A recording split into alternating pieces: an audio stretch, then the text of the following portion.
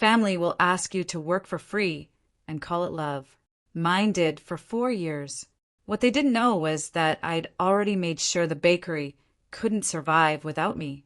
Legally, when my brother's wife opened her bakery, I was the one who helped her build it, literally.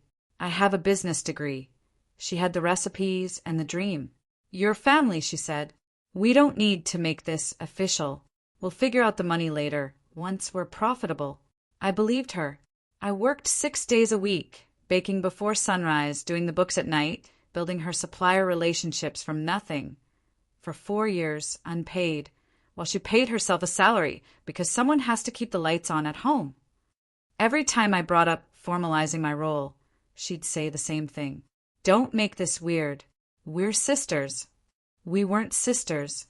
She was my brother's wife. But in that house, correcting her felt more dangerous than staying quiet. In year 2, when the bakery started actually turning a profit, I quietly registered a silent partnership agreement, one my business law professor had walked me through, back when I still had the paperwork from the initial investment I'd made to get the ovens installed. I'd put in $12,000 of my own savings at the very start. Nobody remembered that detail but me. I had the bank transfer records. I had it notarized, filed, and locked away in a drawer she never opened. I never mentioned it. I kept working, kept smiling at family dinners, kept letting her introduce me as my sister-in-law who helps out sometimes. The bakery went viral. A local food blogger posted about our sourdough, and within 3 months we had a line out the door every morning and 3 more locations in talks. My sister-in-law started talking about restructuring the team, a phrase I'd learned later meant something specific for me. At a family dinner, in front of everyone, she said it plainly. Now that things are official, we're going to need to hire real management. I think it's time you focused on your own thing.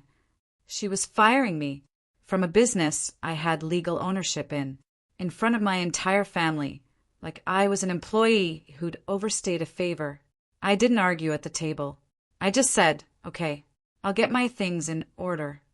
3 weeks later, her lawyer received a letter from mine. The registered partnership agreement, dated 4 years earlier, gave me 40% ownership of the business. Not as a favor, not as family goodwill, but as a legally binding stake tied to my original investment. She could not remove me.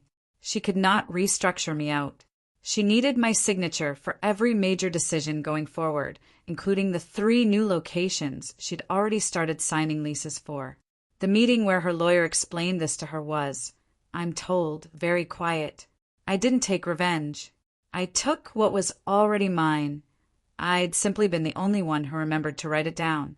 Today, I run operations across all 4 locations, and I'm paid exactly what my ownership stake entitles me to. My sister-in-law and I are civil, professional. She learned, for years too late, that family isn't a business plan. Subscribe to Rise and Reckoning, where the underestimated always rise. Comment below.